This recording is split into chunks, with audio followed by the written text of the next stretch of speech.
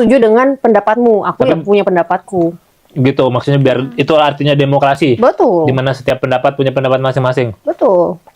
Kalau gue maksa gimana? Ya nggak apa-apa, diiyain aja buat sekarang. Kenapa? Biar lu nggak suka keributan ya? Nggak suka. Kenapa nggak suka keributan sih? Ya hidup mah dibawa asik aja, damai. Nggak, kalau ada perdamaian tapi nggak ada yang diomongin. Soalnya di aspek lain udah nggak damai, mending di dalam diri kita damain dulu. Aspek lain yang nggak damai itu apa? Saham. Saham lu diam-diam sebenarnya penyanyi ya? Loh, iya, aku memang pemain film. Film religi? Ya, kayak lagu aku yang baru. Belum. Nanti ada. Emang udah kasih dikit deh.